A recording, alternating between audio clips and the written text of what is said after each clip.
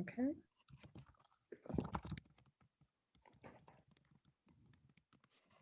So I have a few more folks arriving.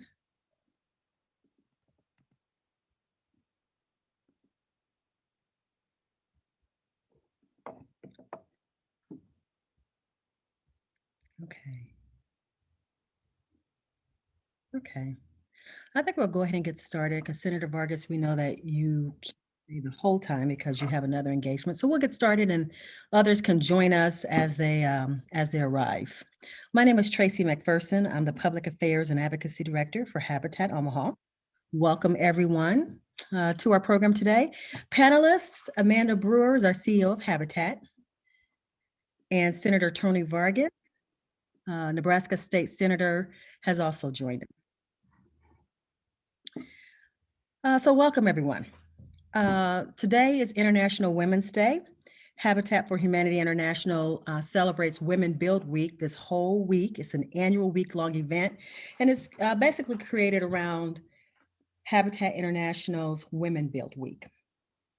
We're going to have some more information for that. We're going to be putting up some links in the chat window so that you'll understand more and can read more about that by clicking those links. I want to thank our sponsor, Lowe's. Lowe's is the national sponsor for Women Builds. Without sponsors, we know we couldn't get a lot of this work done, so we appreciate our sponsors. A couple of house rules. I did remind everyone that we will be recording, so be prepared for that. I'd like to ask that everyone keep themselves muted if you're not one of the panelists. That way everybody can hear clearly what the panelists have to say. And for the sake of gallery view, now I'm going to walk you through this if you choose. You are welcome to optimize your viewing experience. You can hide all non-video participants with just a few very simple steps. You'll see the three dots at the top of the video, any person's video. You go up toward the top right of that video, you'll see those three dots. You click on that in the upper right corner of the screen, select gallery view, then hover over any non-video participant box and click on those three dots that will appear in the corner. You can put hide non-video participants, and that way you'll get a nice clean view of the panelists and the speakers. We're going to ask that you use your chat window to ask questions. Let's let everybody practice that chat window. For those of you who, I don't know that anybody's still new to Zoom. I feel like we're all Zooming these days. But if you go toward the bottom of the screen, you'll see chat. Click on that. Chat window will come up in the right side of your screen. Sorry, shame on me. On the right side of your screen. And from there, I want you to put in what zip code you currently live in. I'm just curious to know what part of the city is being represented today. Awesome. Why don't I put my own in too, so that we can represent my area as well. Megan, thanks for joining us. Okay, that's awesome. Thank you guys for putting in your zip codes. All right, well, we'll get started. Again, I encourage all of you to ask questions in the chat window. Senator Vargas can only be here for the first 30 minutes. He has another obligation that he'll have to end his time with us early. So please feel free to ask questions any and all times. Okay. Now we know that COVID-19 took the world, our country, and our community by surprise. Much has been lost for families, especially working class family during these trying times. And a lot of the organizations that serve a lot of these families as well. Amanda, Habitat has had to make some pivots. What are some of the things that the organization has had to do in order to continue to serve families in the this greatest time of need? Yeah, thanks, Tracy. And thanks to all of you for joining. I know I want to acknowledge that we have a lot of other organizations that serve families in our community and that are advocates. And thank you for your work and for being great partners with Habitat for Humanity.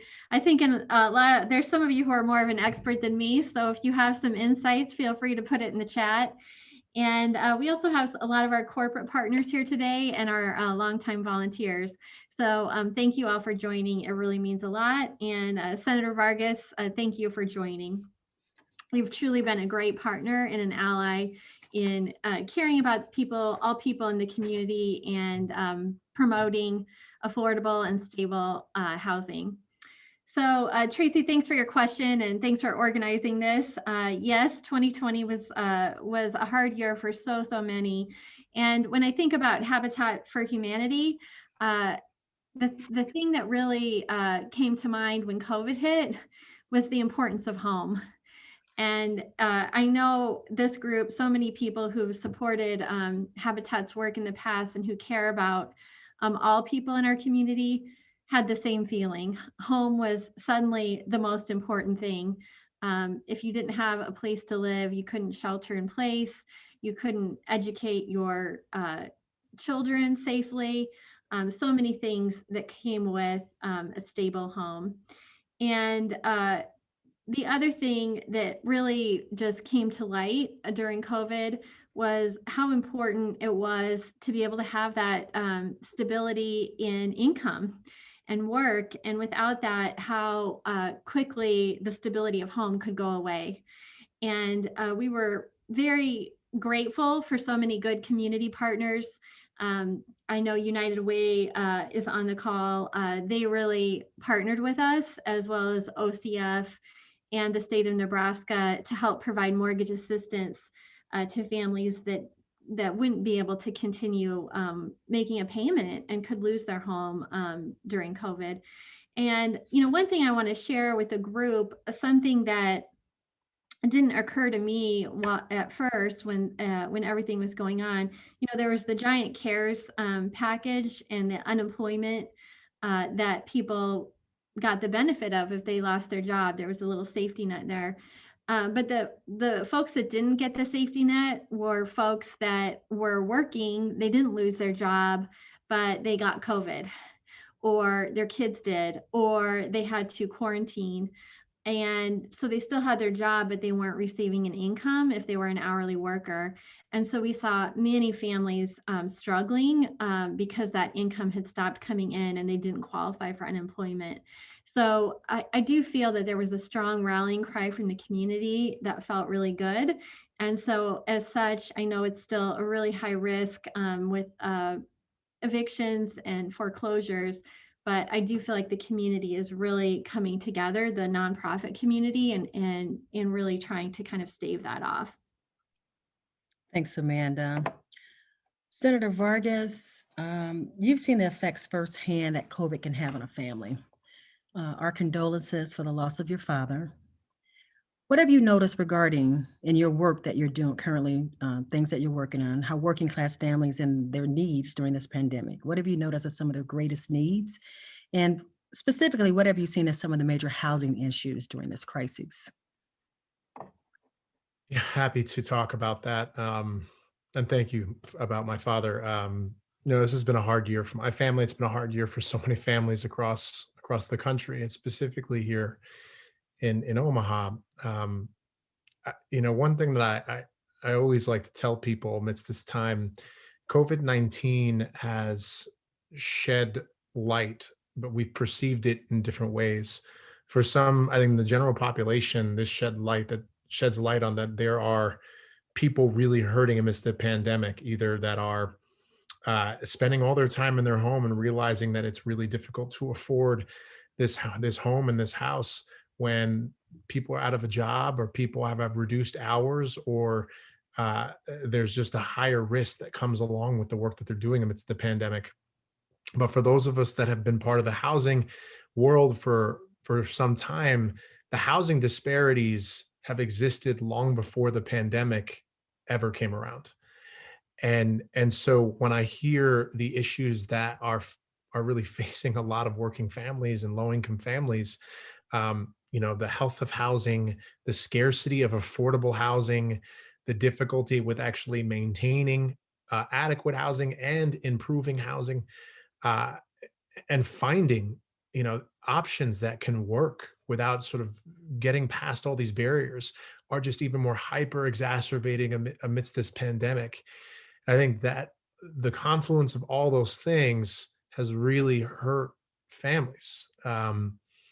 things have helped. The CARES Act funding has helped, but the structural disparities that existed beforehand still exist. And I applaud Habitat and all the other housing organizations, but Habitat's really tried to bridge the gap here with making sure that housing is improving, but also the options that are available are more affordable because it's not currently as affordable as it should be. But we also forget the connection that the reason why housing is so important is not simply because you have a roof over your head. It's because where you live determines how healthy you are. Where you live determines how your educational outcomes. It impacts your livelihood and longevity, and we can trace all those things back. It's not new to those in housing, but it is a sort of foregone conclusion. And particularly during this pandemic, housing has really impacted those that have always had a problem with housing, not by their own making, but because of structural issues that go along with long-term redlining and long-term segregation of poor housing stock. And so it's just been further hyper focused amidst this pandemic. And my hope is that we don't look at the solution simply as we give money to address the short-term problems, but that we try to fix these longer inequities that have existed in housing. Thank you. Thank you. Well said, Tony. And now everyone can see why Senator Vargas is really such a great partner and great advocate for those of us, the most vulnerable among us. So thank you for always leading the way, Senator. Yeah, thank you. Amanda, you've been doing this work for a really long time. What in your work have you witnessed as some of the barriers to affordable housing? Mhm. Well, affordability, right? So if I think you were going to talk about that, maybe Tracy, but how much does a 2-bedroom apartment cost to rent in Omaha? And that's about $1,000. And to be able to, am I stealing your thunder? But to be able to afford that, a family has to make $19 an hour. And you all saw the battle for the living wage play out across the country of just $15 an hour. And people aren't making that much. And so just the cost itself, and we've seen the cost rising so quickly in our market. And it wasn't like Senator said, it wasn't affordable before. And now with the cost just going up, it's going to be even less affordable. In fact, with that, middle income are starting to struggle. And so then all the units, the housing units that could have been affordable for lower income are going to the middle income.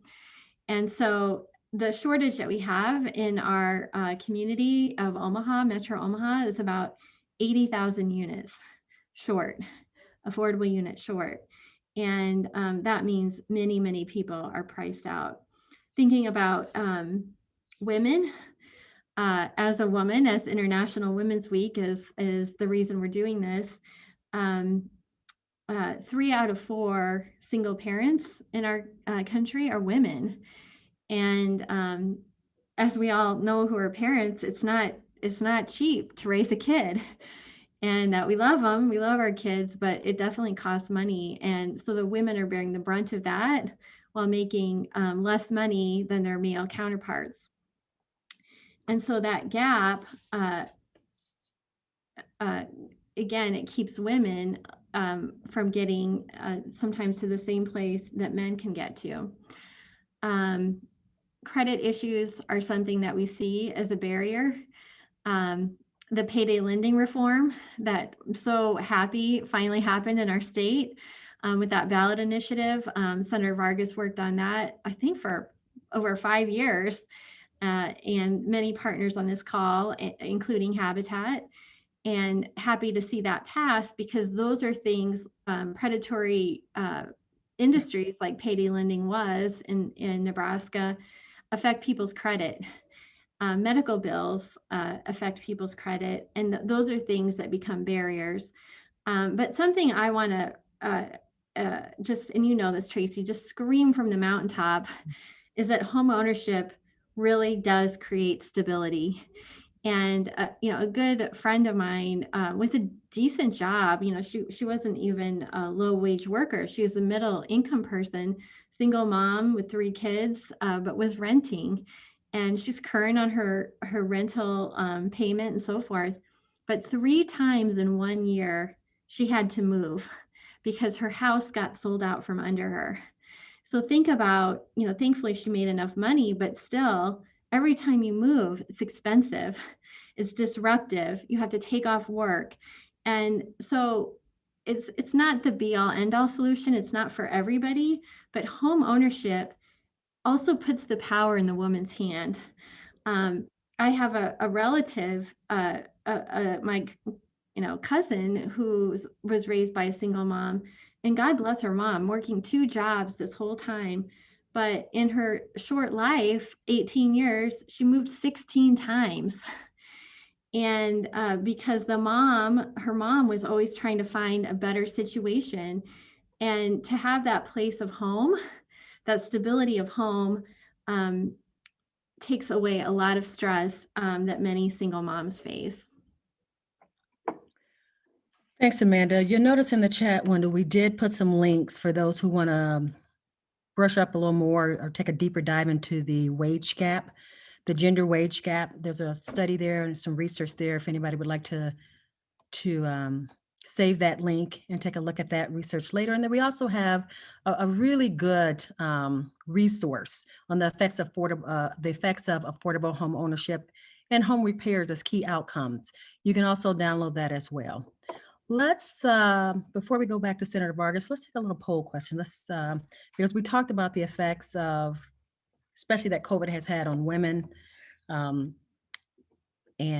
how displaced some families are. When you don't have a job, you really get displaced, and there's a ripple effect. So according to experts, in December, women in the US lost how many jobs? And we're talking about just the month of December.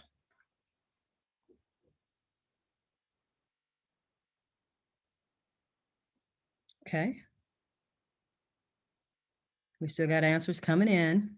Let's give everybody a chance. Don't overthink it. There's no money on the table for this one.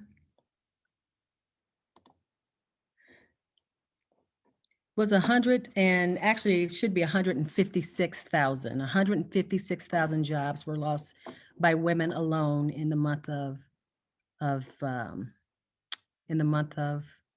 December. Senator Vargas, we know that you have a piece of legislation on the docket. Excuse me, let me get to my notes here. LB 196, where that really stops discrimination, income discrimination when people are looking for housing. Can you talk a little bit about that bill and how that can help with some of the barriers that especially women are have for housing? Yeah, no, I'm happy to. So first, as talking a little bit about what Amanda was talking about, like, as what we're seeing the inequities currently in the housing, this is a housing issue, but we're largely seeing these connections between wage disparities that have long existed beforehand. But now I just want you to, as a reminder of wage disparities that exist between gender, further exacerbates housing affordability. And so that's completely spot on. And it's important because now when we look towards bills that you just mentioned, which is ending discrimination based on source of income, it's particularly important because we see that a lot of individuals that are utilizing these Section 8 housing vouchers, and for example, uh, are typically lower income. We see a large number of women, single women, that are trying to utilize a good program, trying to utilize a federal program, housing voucher, to be able to seek out a housing option. Because we know unstable housing can have lifelong, sometimes irreversible consequences. Stable housing is critical to the child's long-term educational success and health. This program like this is not even trying to, and Amanda understands this. For those in the housing space, you understand this.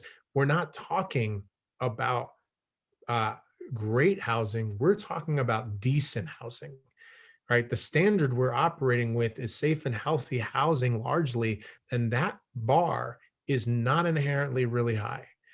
And so the fact that we still have state legislation law that allows a landlord to refuse to rent to a family or a single parent, a single mother, uh, simply because they were utilizing a federal voucher, um, and they can discriminate to get where the source of the income that is paying for part of the rent comes from, is, in my opinion, is a travesty, because we want federal programs to work. If there's a way to sort of skirt around, to just discriminate and say, no, we're not going to take that, we're not even going to accept applications from individuals that are part of that program, we're inadvertently saying we're not going to take applications, we're not going to accept them from lower income individuals, struggling families, single parents, single mothers, and that is hurting what we're trying to get out of, which is this cycle of poverty. We can't expect somebody to be able to hold down and have the job that maintains their well-being for themselves and their family if they don't have a roof to be able to call home for them, for themselves and their family. We just can't. How could we? And so that's why it's so basic. We talk about making sure people can lift themselves up out of poverty. Having a home is almost step one. And this is a program that we want to make work better. And so this bill will end that discrimination of source of income so we can better invest in families and the ones that are the highest need. We also, I don't know about the Section 8 program throughout the country, but I know in this market, they open those, availability of the Section 8 vouchers are open for a short time. And I mean, hundreds of people show up for those vouchers, hundreds of people, and very few of them actually can get one in hand. Very few. And then when they do get one on hand, I'm sure it's very disheartening to realize that, oh, there are landlords who don't want me to pay with this. Oh yeah, and that's spot on. So when I think we saw in 2019, 2020, when the Section 8 housing voucher had opened up, there were thousands of calls to HUD that they fielded, and those thousands of calls for very limited number of spots. And the time is ticking on those vouchers. I myself even tried to call some, even just this last couple, about a month ago, I tried to call a couple different housing, apartment owners, and most of them just said, we don't work with that program. They don't even accept an application or an inquiry because it's not something they deal with or handle, which means you're setting families and individuals, especially women, up for failure. You're making them jump through hoops to be able to utilize this to pay for rent, and we shouldn't be doing that.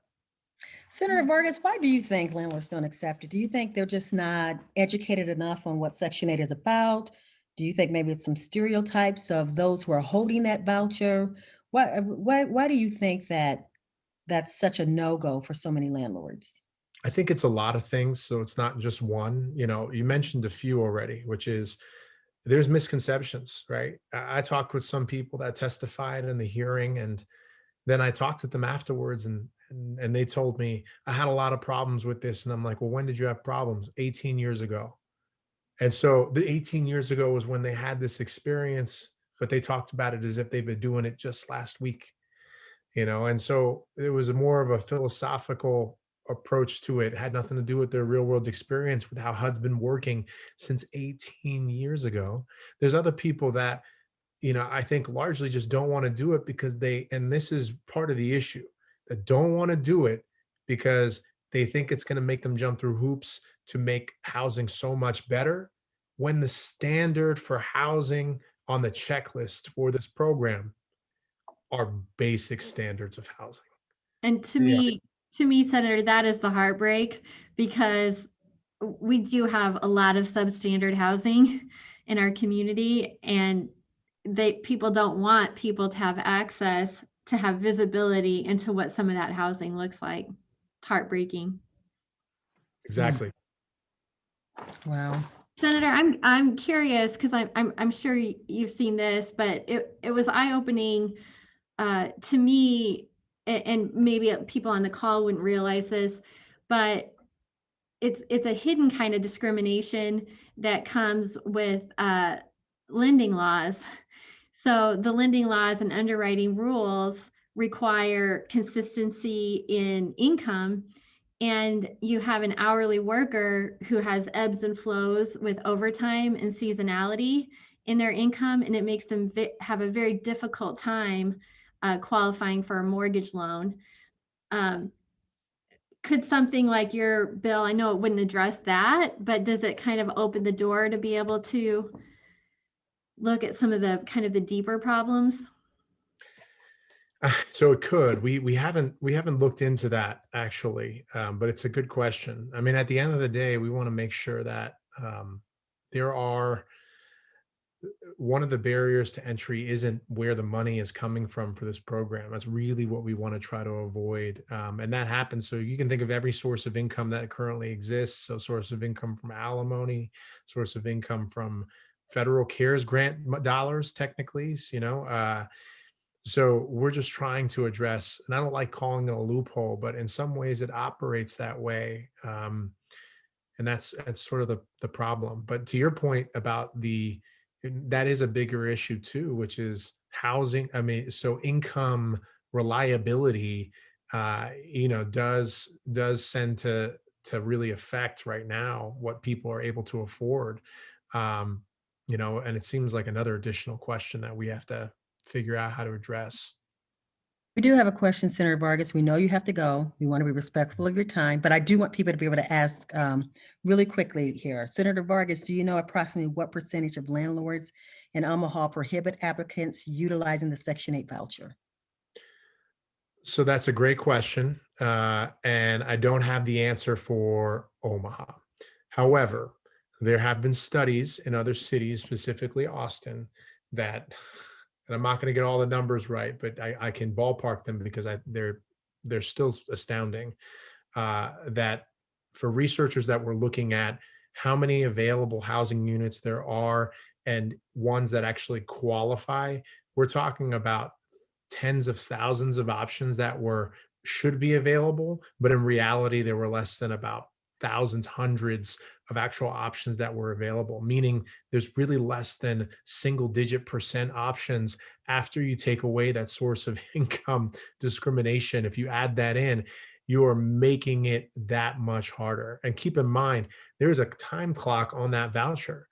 There are days for you to be able to use it, and those days are limited, and because they are, every single day or week that you are seeking out housing and then it falls through, either because you go through the process and they find out that you're Section 8 voucher holder, and then you start in the beginning and you go to another route, is just another potential sort of break down the system. And it could happen all the way up to when they find out you're a Section 8 housing voucher individual. So it's a severe problem, and the data continues to suggest that it's what's created these inequities. And in places where they've implemented this law, uh, some would lead you to believe that the world is going to end in housing, that somehow this is an unsustainable model for landowner to landlords, that they're going to put so much money and this is forcing their hand. The opposite is true.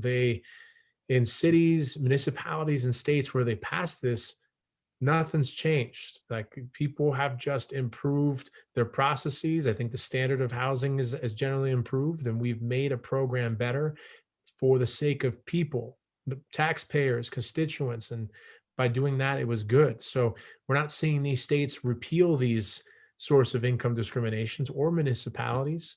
And it's why it's something that we should pass in our state. Well, we appreciate you and we thank you for the work that you're doing in Lincoln. It's such important work. So thank you very much for for doing what you do. To the audience, we do have the link to LB 196 for those who want to do a deeper dive and take a look at that and support it. So again, Senator Vargas, thank you for your time. Thank you both. Tracy, I really appreciate it. Amanda, thank you for your leadership, and to Habitat for Humanity Omaha, and for this day. And like I said, that this does impact women. It's really important that we understand what we can do. And if this is a bill that you think resonates with you, please contact your senator. If you go to the link, you should be able to actually add a comment officially in the record demonstrating that you support or oppose the bill. I hope you support the bill.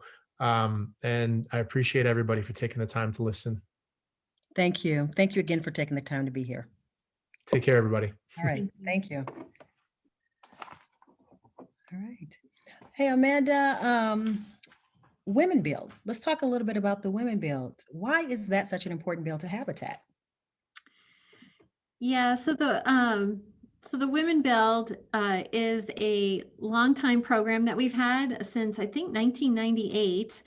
And every year it's a chance for women to come together and build a home for usually another woman in the community. And this year there'll be 2 houses. And I know a lot of people are wondering, are we taking volunteers? And we are, small numbers, social distanced, outside, work only, and masks when needed. And we also are providing safety equipment. So you'll get a hard hat, glasses, gloves that will be yours to take home so that we don't have to worry about spreading germs. But I love Women Build because, and I'm not every woman, every woman's different. So I'm not speaking on behalf of all women, but I know myself who maybe don't have as much confidence in my handy skills, right? So when I go and volunteer on the work site, what do I volunteer to do? And no one's telling me this, but this is what I volunteer to do. Paint. Like, oh, I'll be the one to paint. I'll be the one to clean. I'll be the one to pick up trash, debris outside. I'll do the installation, things that I feel, honestly, it's a confidence issue, things that I know I can do. And I don't challenge myself. I instead volunteer to take the jobs that maybe seem easier or less intimidating. And the Women's Build is totally different. It empowers women to try all the things. And I've put up siding. I've installed windows. I've gone, we don't do it anymore, but I've been on the roof and done the things that I would have never raised my hand to do if I'd been on really a mixed gender site, which is so interesting in this modern day as a empowered woman, that even to say that feels weird, but it's true. And Tracy, I know I told you another story that also gives you confidence at home. And this is when I was single at the time, living by myself, and my water faucet was dripping. I had a leaky faucet. And I'm like, all these dudes can fix this. I'm like, it cannot be that hard. And so, I did a little research. I figured out what part I needed. And it was a $5 part. And, took the faucet apart and put it together back on my own for $5. And if I had to call a plumber, it would have been at least 120, if not more. And, but to make a little fun of myself, I will say I did forget to turn the water off first. So it did spray everywhere. But I figured that out too. And, it felt really good to know that I could do that. So this build is about bringing women together and empowering women in that construction world while helping another woman. And I love it. And I know you've had experiences too, Tracy. Oh, I have. I remember I worked on a Habitat house some years ago, and my boys were still small. They were probably about 4 and 6. And I remember driving by the house, pointing it out and saying, "Hey, that's the house your mother helped build." And they were in the back seat in awe of me. I felt like a rock star for that moment in their eyes. So I totally get what you're saying. It is really empowering, and I feel that. Question, why is Habitat Omaha interested in rental issues, and how do they impact homeowners or potential homeowners?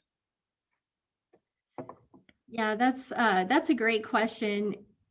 we, I think those of you who are close to Habitat know that we're a home ownership organization. We're not a renter organization. That said, stability and substandard housing, helping kind of spread the word on the issues that are associated with some rental issues. To me, it's important because Omaha is not going to be a great place for all to live if we have rental issues. That's not going to be where we're going to spend most of our time, but occasionally there will be maybe an advocacy opportunity as it relates to rentals.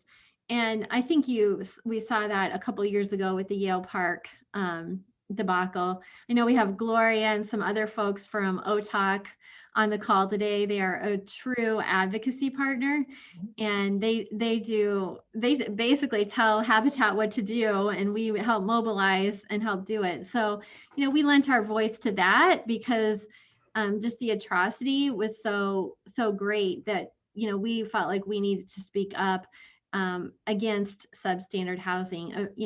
Home ownership or rental doesn't matter. Substandard housing is not right. And I too, to piggyback on what you're saying, before anybody can become a homeowner, they have to be a stable renter. That stability is so important. And so in my mind, as advocacy director, in some ways, we're protecting the pipeline because we know that they're going to be homeowners down the road. We want them to be homeowners down the road, but we know they need that stability as a renter first. For sure. Yep. Another question, and I don't know, you may want me to take this one, Amanda. 2 questions. What are Habitat Omaha's current advocacy priorities? And how has demand for Habitat's programs been affected by the pandemic? I can take the lead on the first one as advocacy director. This year we asked ourselves the single question. Is this piece of legislation or this advocacy work, is it a benefit or a barrier to homeownership? And if we see that it's a benefit to homeownership, then of course we want to get behind it. We want to support it. We want to use our voice to advocate for that. But if it's a barrier to homeownership, making it harder, especially for that first-time home buyer to get on board with that, then we want to address that as well. And those barriers can put us in all sorts of lanes. It can put us in the lane like the payday lending lane, where people are being taken advantage of because of their need and that percentage rate, meaning that they don't have the money to save up for that house or to have stable housing. You may see us in that lane.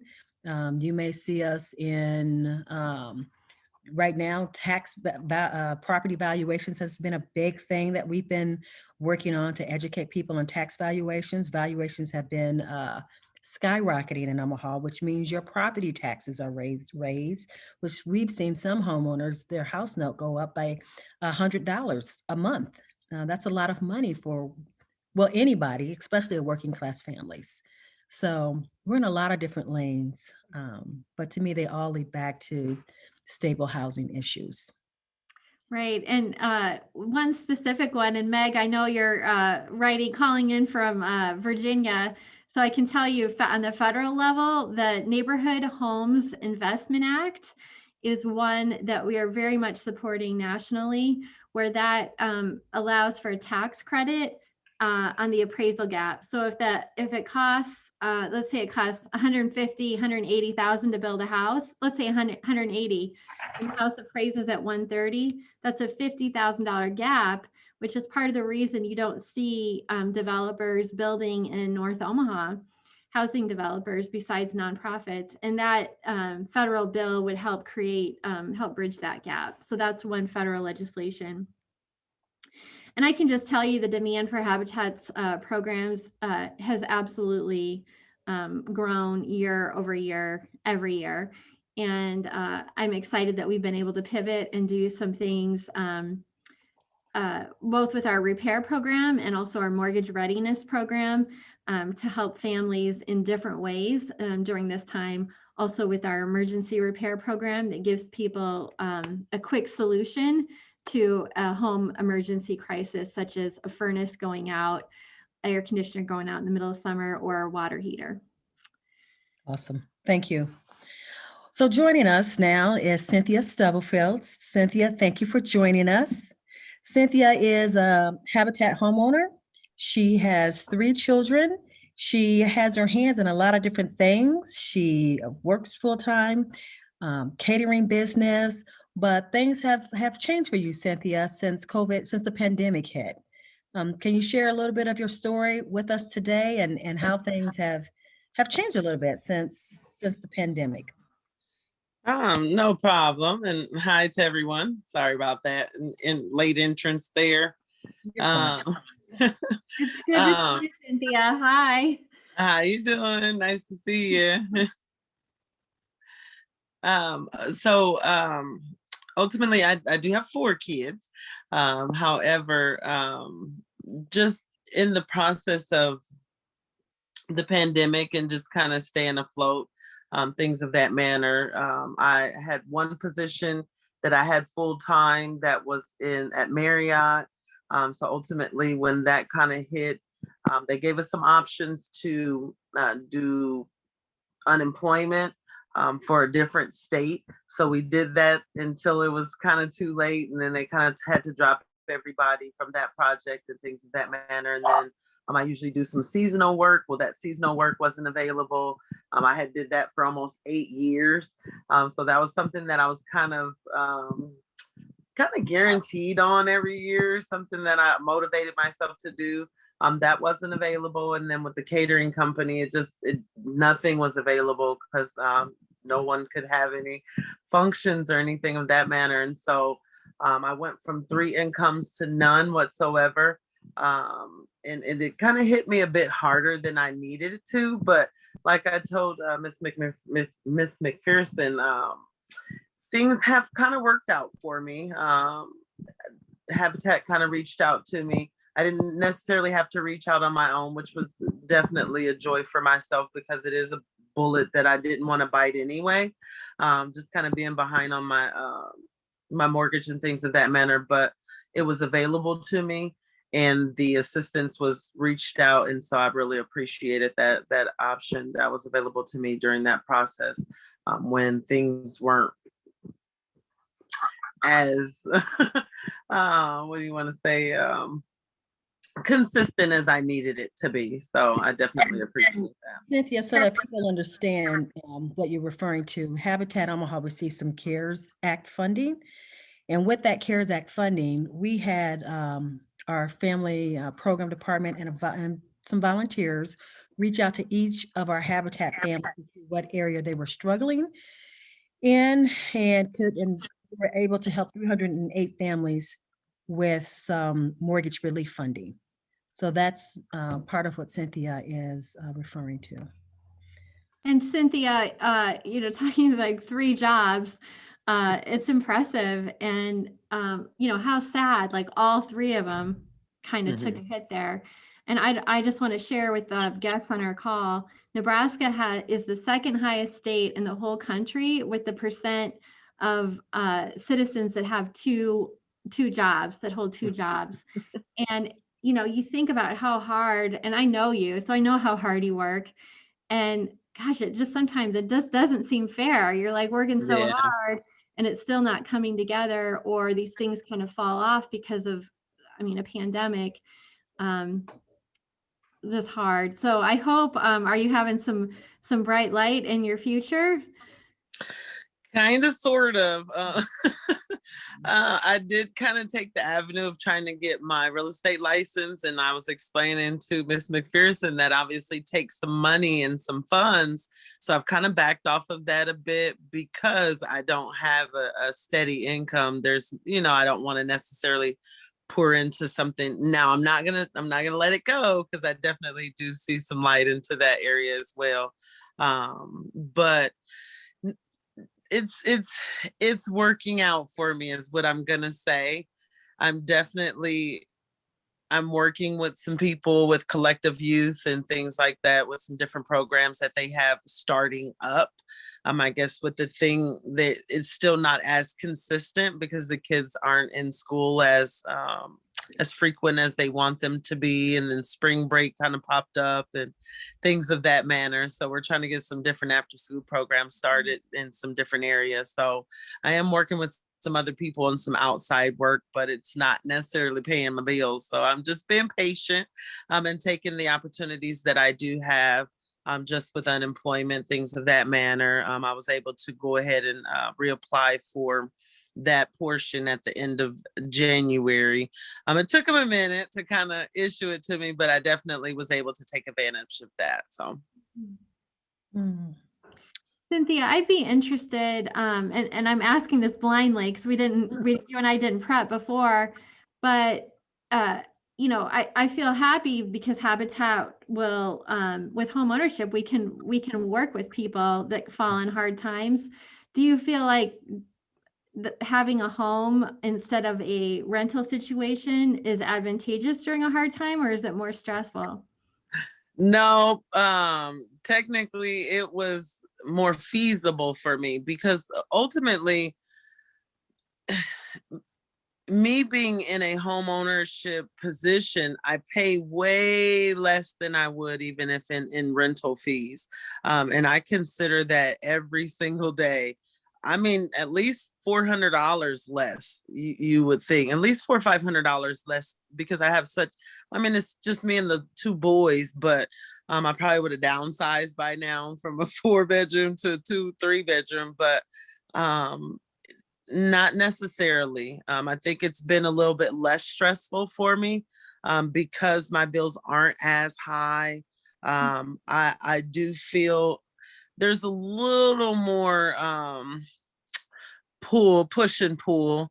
I chose Habitat anyway for the networking opportunities. So that definitely comes in handy because you guys have a camaraderie. It's more of a family than it is just like a loan opportunity for me anyway, because you do give that push and pull to where I have an opportunity to kind of make a way out of it. Okay. And then Tracy, I don't mean to steal your moderating thunder here, but we do have a wide variety of people on the call. And Cynthia, maybe this was all meant to be, tell us what kind of jobs you're looking for. And maybe this is maybe an opportunity will come from this call. Oh, cool beans. Ultimately, I am kind of all over the place. I've been doing nonprofit for 17 years. Before that, I ran my own daycare for 12 years. As you guys heard, I've done catering company for the last 7.5 years. I'm such a people's person. Obviously, will take anything. I've done payroll. I have a degree in liberal arts. And so ultimately, I am definitely flexible. I love children. I love children. So anything that has to do with children in my community and trying to make a difference in something, I'm definitely always trying to be a part of. So social work, anything that you could think of, even just to be someone's secretary. I mean, when I say I did nonprofit work, I was actually the administrative assistant. So I did a lot of the leg work within that. And so I definitely understand that NIFA work, anything you can think of. So yes. Awesome. Well, I want to make sure that we open it up for questions. Remind people, please put your questions in the chat window. If you have any questions for Cynthia or Amanda or even me. And we have Cynthia. I am from the local workforce development agency for Greater Omaha. Please email me. And she left her email address in the chat window. We can connect further. Okay, cool beans. All right, that is cool. That is cool. Amanda, any last thoughts that you'd like to add? Before you do that, I do have one more poll question that I'd like to get in because Cynthia, you mentioned that you went back to school. Okay, so wait a minute. I want to put the poll question up. Ask people their thoughts. Children of low-income homeowners are more likely to graduate from high school by what percentage? And this is more likely than non-homeowners? Than renters. Yep. Okay. Yep.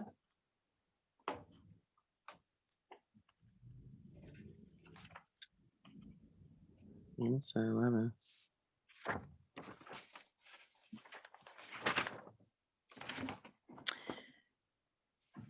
Okay, thank everybody who's going to take the poll, took the poll. The answer is 11%. 11% more likely to graduate from high school and are 4.5% more likely to complete post-secondary education than children of low-income renters. So the answer is